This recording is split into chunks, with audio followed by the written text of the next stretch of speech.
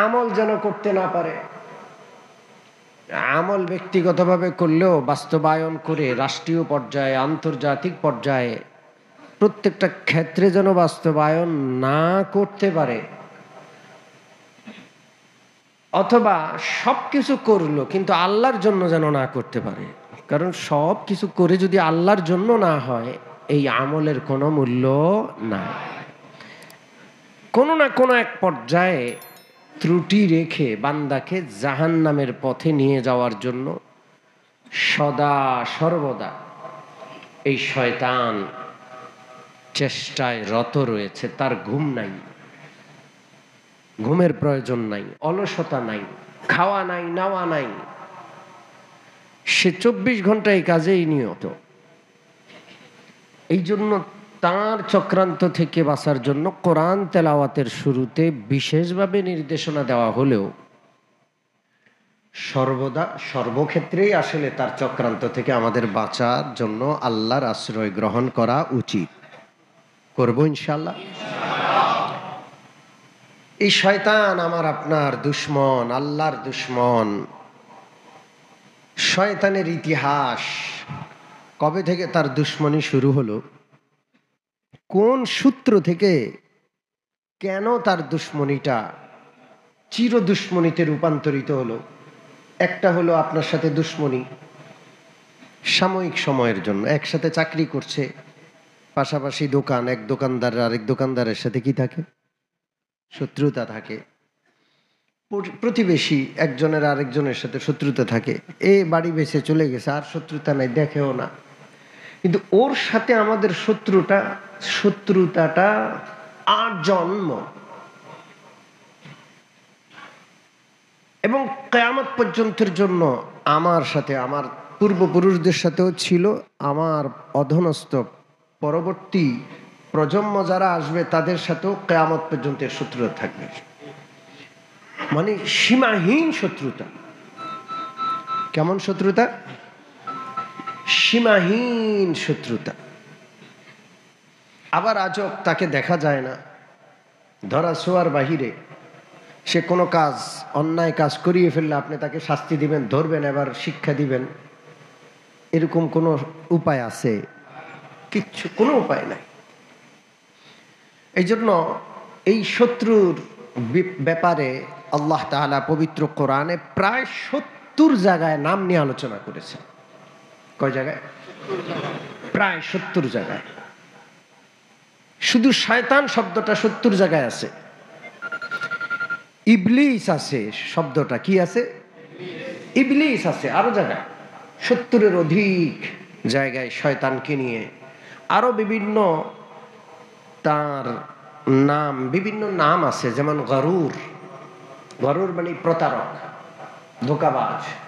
তোমাদেরকে যেন প্রতারক প্রতারণার ফাঁদে ফেলতে না পারে, এই প্রতারককে জোরে বলেন মহাপ্রতারক শয়তান।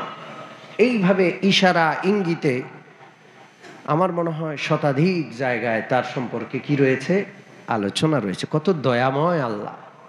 এক দুইবার বলেই তো ছেড়ে দিতে পারতেন। বার বার বার বার বিভিন্ন প্রসঙ্গে আল্লাহ তাআলা তার বান্দাদেরকে যেই দুশমন জাহান্নামে নিয়ে যাবে সেই দুশমনের পরিচয় দিচ্ছেন, সতর্ক করছেন দুশমন সম্পর্কে, তার বিভিন্ন ফাঁদ থেকে বাঁচার উপায়গুলো আল্লাহ বলে দিচ্ছেন। আল্লাহর আশ্রয় নিব ইনশাআল্লাহ, তার প্রতারণার ফাঁদে পা দিব না ইনশাআল্লাহ।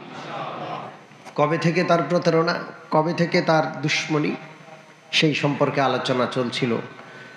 এই পৃথিবী সৃষ্টির শুরু লগ্ন থেকেই, মানুষ যখন সৃষ্টি করা হলো, মানুষের আগে শয়তানের সৃষ্টি। হযরত আদমের পূর্বে কার সৃষ্টি? শয়তানের সৃষ্টি।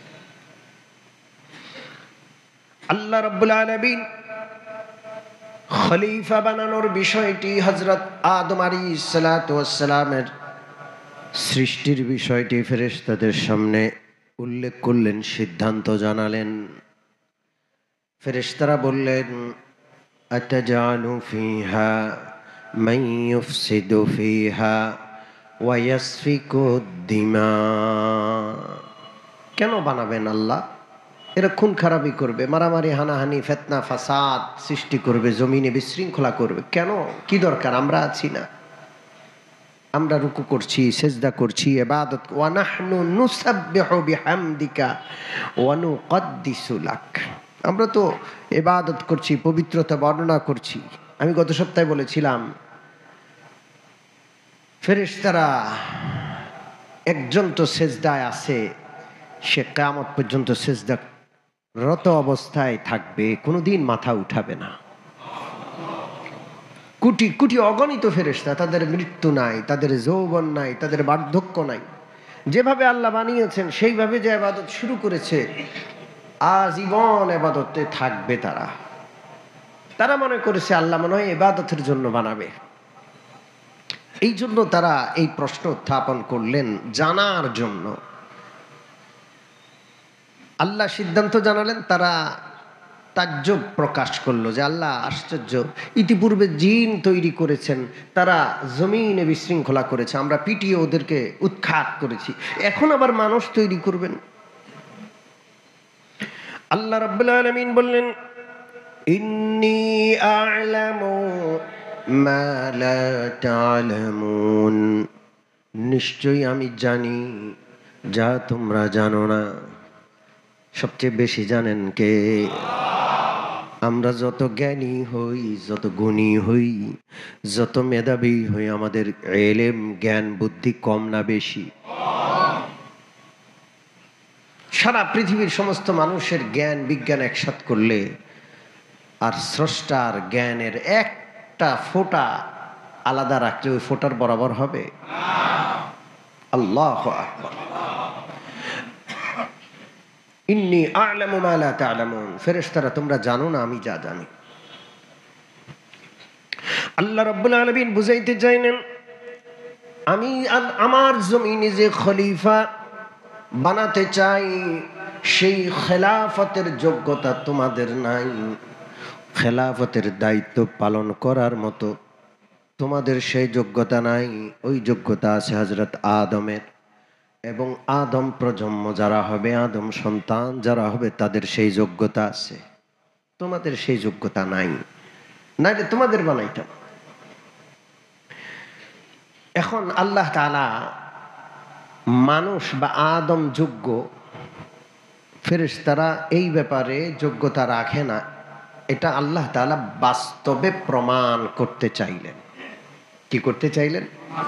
বাস্তবে প্রমাণ করতে চাইলেন। শিক্ষক জানেন এই ছেলেটা ভালো, এ ফার্স্ট হবে, এই ছেলেটা ফেল করবে। শিক্ষক জানে, শিক্ষকের কাছে ফলাফল স্পষ্ট। তারপরও একটা পরীক্ষার ব্যবস্থা করে, বাস্তবে এটার ব্যবস্থা করে যে দেখো তুমি কেন ফার্স্ট হয়েছে, এই যে তোমার খাতা দেখো, তুমি কম কম নম্বর পেয়েছো, দেখো এই যে দেখো কারণ আছে। পরীক্ষার ব্যবস্থা কে করলেন? আল্লাহ। আল্লাহ রাব্বুল আলামিন ফেরেশতাদের সমাবেশ করলেন। কোটি কোটি আল্লাহর ফেরেশতারা সকলে একই সমাবেশে একত্র হলো। হযরত আদম আলাইহিস সালাম সেখানে উপস্থিত একজন মাত্র। কয়জন? একজন। আল্লাহর খলিফার প্রথম ব্যক্তি হযরত আদম সেখানে উপস্থিত। ফেরেশতাদের উপস্থিতিতে আল্লাহ রাব্বুল আলামিন খলিফা হতে হলে দুনিয়াতে কি কি করা লাগে সেগুলো হযরত আদমকে ফেরেশতাদের সামনে তালিম দিলেন, শিখালেন, বুঝালেন। কে? আল্লাহ। হযরত আদম সবগুলো শিখে নিলেন, বুঝে নিলেন, ফেরেশতাদের পাল্লায় পড়ল না। আল্লাহু আকবার। কেন পড়ল না? ফেরেশতারা বুঝলেন না। কেন বুঝলেন না? না বুঝার কি আছে, বিষয়টা পরে বুঝাবো। প্রথমে বুঝাই যে শিখানো এটা পৃথিবীর সর্বপ্রথম মানব দিয়েই শুরু হয়েছে। শিক্ষককে আল্লাহ রাব্বুল আলামিন যা শিখিয়েছেন হযরত আদম সহ নবীদেরকে, সেই হুবহু শিক্ষা, ওহীর শিক্ষাটা যেই প্রতিষ্ঠান, যেই শিক্ষার ধারাবাহিকতা আল্লাহ হযরত আদমকে দিয়ে জান্নাতে শুরু করেছেন, সেই একই শিক্ষা শুধুমাত্র মাদ্রাসায় আছে, ঠিক কিনা? আর কোথাও নাই। একই শিক্ষা। কোরআন মাদ্রাসায় পড়ানো হয়। কোরআন কার কালাম? জোরে বলেন। হ্যাঁ, একটুও বেশ কম নাই। এই জন্য মাদ্রাসার বিপক্ষে যদি কেউ যায়, মাদ্রাসা দেখতে পারে না, তালেব ইলম দেখতে পারে না, আলেম পছন্দ করে না, ওর ইমানের টান পড়ে যাবে। সামান্য অপছন্দ করলেও সমস্যা, আর বেশি অপছন্দ করলে তো বেঈমান হয়ে যাওয়ার আশঙ্কা আছে।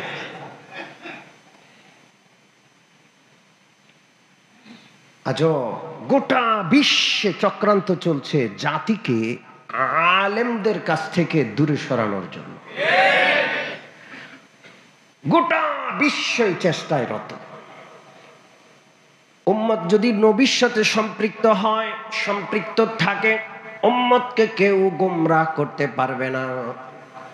নবীর অনুপস্থিতিতে উম্মত যদি আলেমদের সাথে থাকে, উম্মতকে কেউ পথহারা করতে পারবে না। বিভিন্ন অজুহাতে আলেমদের কাছ থেকে উম্মতকে দূরে সরানোর আজব চেষ্টা চলছে, ঠিক কিনা? আজব চেষ্টা। ইসলামের মোড়কে, নাস্তিকতার মোড়কে, সভ্যতার মোড়কে, সুশীলতার মোড়কে, প্রগতিবাদের মোড়কে কত রঙে কত রকমে যে আলেমদের থেকে সাধারণ জনগণকে দূরে সরানোর চেষ্টা চলছে, আলেমদের বদনামি, আলেমদের বিরুদ্ধে আরো কত কিছু বলে শেষ করা যাবে না। এর একটা বিষয় আজকেই গেছে। আজকে বিশাল সমাবেশ হয়েছে কাকরাইল মসজিদকে কেন্দ্র করে আলেমদের বিপক্ষে, ঠিক কিনা? কি আজব! দিনের শুরুতে, দিনের লেবাসে আমার ভাইরা বুঝে না হয়তো বা হুমকি দিয়া গেছে। মনে রাখতে হবে, হুমকি দিয়া লাভ নেই। আলেম যদি একদিকে হয় আর আওয়াম যদি আরেক দিকে কুটি কুটি হয়, ওগুলোর কোনো দাম নাই। এক সিংহ আর বাঘের সামনে কুটি কুটি ছাগলের কোনো দাম নাই। এক বিড়ালের সামনে কোটি কোটি ইঁদুরের কোনো মূল্য নাই। পরিষ্কার কথা। একজন নবীর সামনে সারা বিশ্বের মানুষের কোনো যেমন দাম নাই, আলেমদের সামনে সাধারণ জনগণের পাগড়ি, টুপি, দাড়ি, হাতে লাঠি, তসবিহ, ডানে চলি ডানে চলি বামে না চলি, এই সমস্ত স্লোগান, এগুলো হলো মুস্তাহাব স্লোগান। লুঙ্গি খুলে পাগড়ি বাঁধলে যে অবস্থা, আলেমদের বিপক্ষে গিয়ে তসবিহ টিপলেও একই অবস্থা।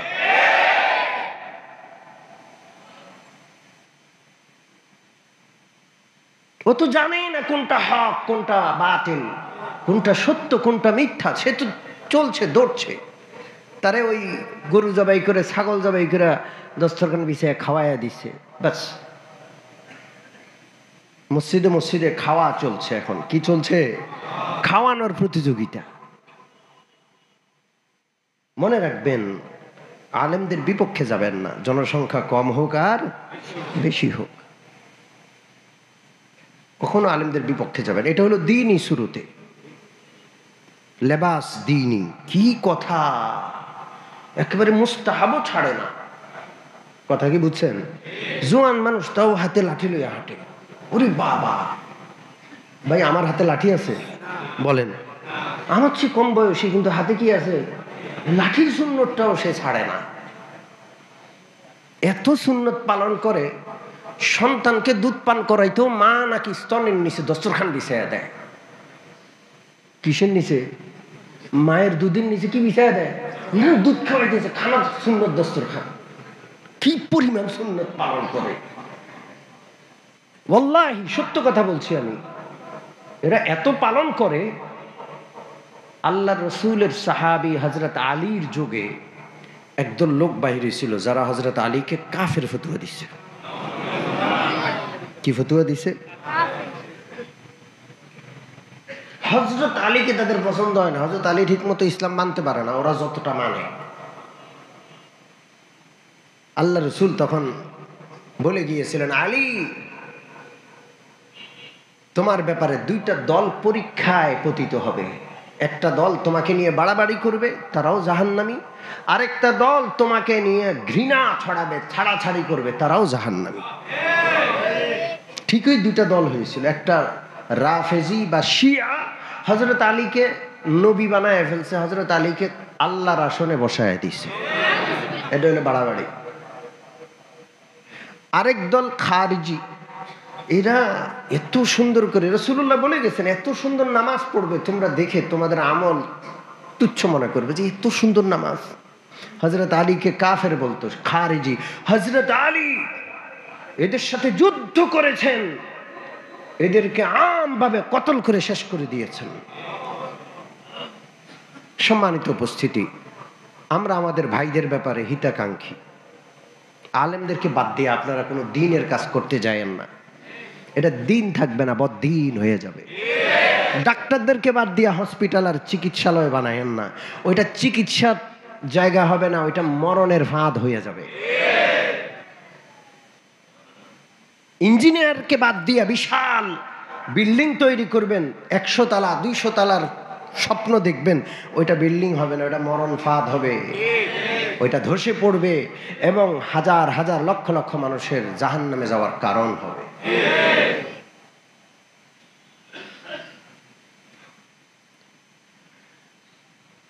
বিভিন্নভাবে আলেমদের থেকে মানুষকে দূরে সরানোর চেষ্টা চলছে।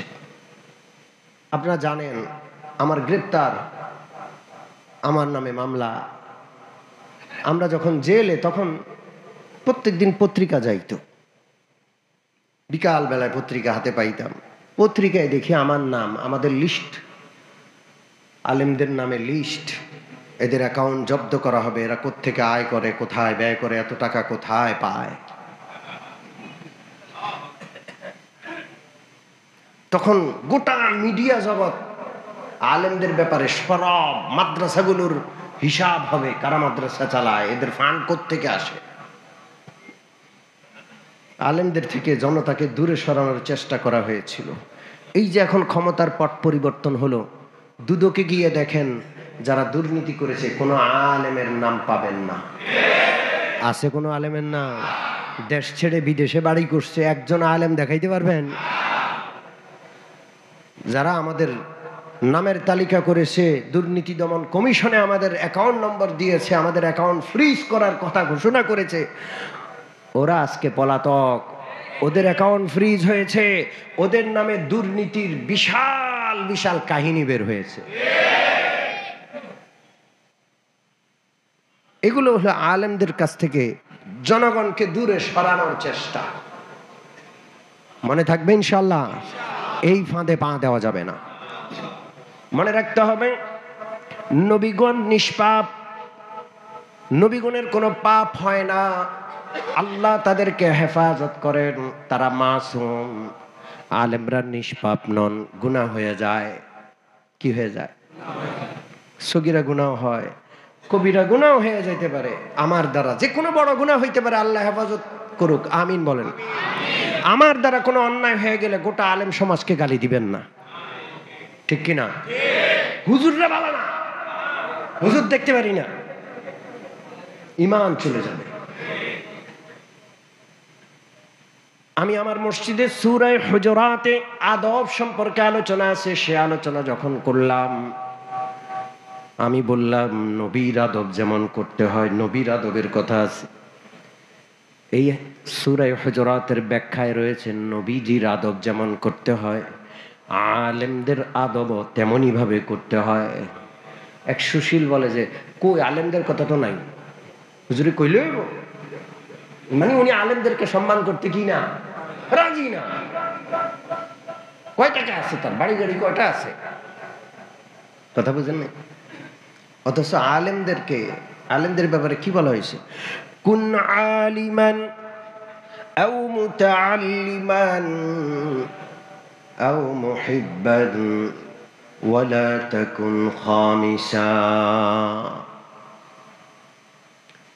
আলেম হও অথবা শিক্ষার্থী হও, অথবা তাদেরকে মহাব্বতকারী হও, এর বাহিরে হইও না। হবে? এর বাহিরে আলেম হওয়ার চেষ্টা, নিজের সন্তানটাকে আলেম বানানোর চেষ্টা করবেন। অথবা মুতাআল্লিম, শাগরিদ, ছাত্র, তালেব ইলম বানানোর চেষ্টা করেন। সে আলেম হওয়ার পথে সে আগাবে, আস্তে আস্তে পড়তে থাকুক, কিন্তু আলেমদের দুশ্মন হওয়া যাবে না, মনে রাখবেন ইনশাআল্লাহ। মাদ্রাসা শুরু করেছেন কে? মনে আছে না ভুলে গেছেন? মাদ্রাসা শুরু করছেন কে? আল্লাহ। শিক্ষক হযরত আদম, ছাত্র ফেরেশতারাও ছাত্র। আল্লাহর শিক্ষাগুলো গ্রহণ করেছেন আদম, ফেরেশতা নিতে পারে নাই। কেন পারে নাই বলবো পরে, আগের আলোচনায় আসি। মাদ্রাসার বিরোধিতা করা যাবে না। মাদ্রাসা করেছেন কে? আল্লাহ। আসমানে জান্নাতে হযরত আদমকে সৃষ্টির পরে শিক্ষার ব্যবস্থা করেছেন, দরস করেছেন। শিক্ষককে প্রত্যেক নবীজি, এমন কোন নবী নাই যেই নবী তার উম্মতকে শিখান নাই। সমস্ত নবীগণ আলেম ছিলেন, ঠিক কিনা? সমস্ত নবীগণ উম্মতকে শিখিয়েছেন, তারা শিক্ষক। নবীগণ কোন পড়া শিখিয়েছেন? আসমানি পড়া। জোরে বলেন, কোন পড়া? নবীগণের শিক্ষক আল্লাহ। আসমানি ওয়াহি নবীদের উপরে এসেছে, নবীরা সেই ওয়াহি উম্মতীদেরকে শিখিয়েছেন। সেই ওয়াহি হুবহু আলেমদের কাছে আসে না নাই? কোরআন আছে না নাই? রাসূলের হাদিস আছে না নাই? মাদ্রাসায় সেটাই তো পড়ানো হয়। তো আপনি কোন বুঝে দুশ্মনী করবেন বলেন? কোন পথে, কোন যুক্তিতে? বিশ্বনবী রাহমাতুল লিল আলামিন যখন থেকে ওহী নাজিল হলো, মক্কায় মাদ্রাসা করে ফেললেন। প্রথমে গোপন মাদ্রাসা, নাম হলো দারুল আরকাম। হযরত আবু বকর শিক্ষক, হযরত আবু বকর ছাত্র, ওমর ছাত্র। দারুল আরকাম নামক মাদ্রাসায় গিয়ে ওমর মুসলমান হয়। যে কালমা পড়তো সে দারুল আরকামে যাইত, গিয়া নিজের কাজ কাম সেরে সময় মতো রাসূলুল্লাহ সেখানে শিখাইতেন। রাসূলুল্লাহর ছাত্র আবু বকর, ওমররাও রাসূলুল্লাহ থেকে শিখে একজন আরেকজনকে শিখাইতেন। নাম কি মাদ্রাসার? জোরে বলেন। দারুল আরকাম মাদ্রাসা। রাসূলুল্লাহ শিক্ষক। সে মাদ্রাসাটা ছিল সাফা পাহাড় সংলগ্ন। কোন পাহাড় সংলগ্ন? এই জন্য মাদ্রাসার বিরোধিতা করা যাবে না। বিশ্বনবী রাহমাতুল লিল আলামিন মক্কা থেকে হিজরত করে মদিনায় চলে গেলেন। বিশ্বনবীর সাথে মাদ্রাসাও চলে গেল, শুধু নামটা পরিবর্তন হলো।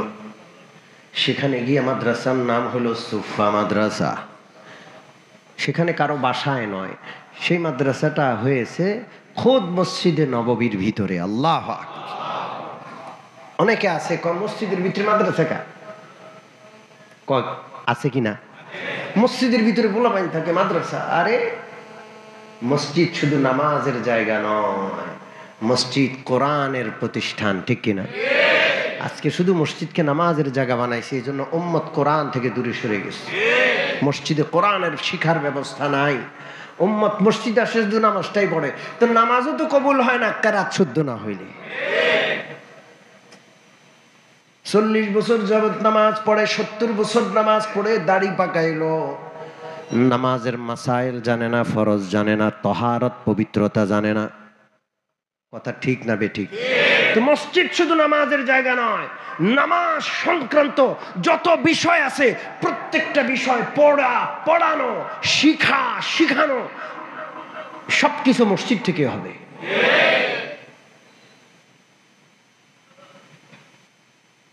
ওয়াল্লামা আদামাল আসমাআ কুল্লাহা।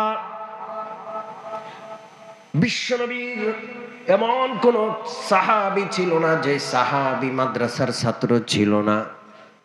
মক্কার সকল সাহাবী দারুল আরকামের ছাত্র ছিলেন। মদিনার সমস্ত সাহাবী এবং মক্কাওয়ালারা মদিনায় হিজরত করে যাওয়ার পর সবাই সুফা মাদ্রাসার ছাত্র। সুফা মাদ্রাসায় 2 প্রকারের ছাত্র ছিল, আবাসিক, অনাবাসিক। কয় প্রকারের ছাত্র? কি কি বুঝেননি? আপনাদের কাছে খারাপ লাগছে? আবু হুরায়রা আবাসিক, ঘর নাই, বাড়ি নাই, এখানেই থাকে। কথা বুঝেন নাই? এখানেই থাকে, গরিব মানুষ, কিচ্ছু নাই। এই দরবারে খাবার আসলে খায়, না থাকলে না আসলে উপোস থাকে। এমনও বহুত কুলাঙ্গার আছে মাদ্রাসার ছাত্রদেরকে খোটা দেয়, জাকাত খাইয়া বড় হইছ। গত সপ্তাহে একটা কল রেকর্ড ফাঁস হয়েছে। মুফতি শফি কাসিমিকে এক এতাতি ভাই ফোন করে অকথ্য ভাষায় গালমন্দ করছে। এর মধ্যে একটা গালি ছিল, জাকাত খাইয়া বড় পড়াশোনা করছস, তোরা কি বলবি? জাকাত গরিব মানুষের জন্য হালাল না হারাম? আপনি জাকাতের মতো ইবাদত যিনি পালন করলেন, দিলেন, তিনিও সওয়াব পাইলেন। যিনি উপযুক্ত গ্রহণ করলেন, ফরজ ইবাদত পালন হলো তার গ্রহণ করার দ্বারা। জাকাত যদি কেউ গ্রহণ না করে, জাকাত দাতারা মুসিবতে পড়ে যাবে। গ্রহণকারীও সওয়াবের ভাগী হইল, আর আপনি গালি দিলেন জাকাত খাইয়া বড় হইছো। আরে এই কওমি মাদ্রাসার তলাবা আলেমরা যাকাত ফরজ ইবাদত পালন উম্মতের উপর বিশাল ইহসান। অন্যদেরকে যাকাত দিলে তো যাকাতের টাকাটা নিয়ে বিড়ি ধরায় বিড়ি খায়, আর ওরা খায় আল্লাহর দেওয়া আসমানি ইলম পাঠ করে, পড়ে, এবং গোটা বিশ্বকে জান্নাতের পথে পরিচালনা করার জন্য এক একজন যোগ্য আলেম হচ্ছে।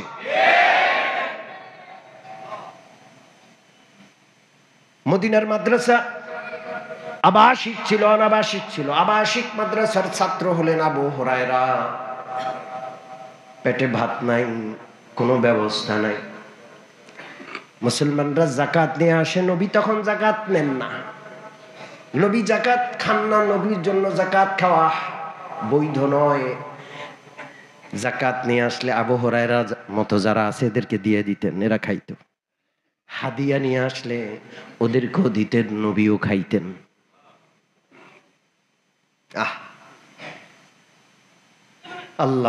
আল্লাহ তৌফিক দিলে আগামী তাফসীরে এই বিষয়গুলো বিস্তারিত আলোচনা করব। রাসূলুল্লাহর মাদ্রাসায় যাকাত নিয়ে আসতেন সাহাবীরা, যারা যাকাতের দেওয়ার উপযুক্ত, যাদের উপর যাকাত ফরজ, তারা মাদ্রাসায় দিতেন। নবীজি কিভাবে কি করতেন, নবীজির নবুয়তের সত্যতা প্রমাণ করার জন্য যাকাত নিয়ে আসছে, এরপরে সাদাকা নিয়ে আসছে, সাধারণ দান নিয়ে আসছে। এবং হযরত আবু হুরায়রা সহ যারা যারা রাসূলুল্লাহর সুফা মাদ্রাসার আবাসিক ছাত্র ছিলেন, 70 জন, প্রায় 70-80 জন প্রায় আবাসিক ছাত্র ছিলেন, তাদের খাবারের ব্যবস্থা কিভাবে হতো, তারা কিভাবে পড়াশোনা করতেন, এই ব্যাপারগুলো আমরা আলোচনা করব ইনশাআল্লাহ। আল্লাহ তাআলা মাদ্রাসার সাথী হওয়ার, সঙ্গী হওয়ার, আলেমদের পাশে থাকার তৌফিক আমাদের দান করেন। আলেম নবীর ওয়ারিসদের দুশমন হওয়া থেকে, শত্রুতা অন্তরে পোষণ করা থেকে আল্লাহ আমাদের হেফাজত করেন। আমিন। ওয়া আখিরু দাওয়ানা আলহামদুলিল্লাহি রাব্বিল আলামিন ওয়া সাল্লাল্লাহু তাআলা আলা খাইরি খালকিহি মুহাম্মাদিন ওয়া আলিহি ওয়া আসহাবিহি আজমাইন।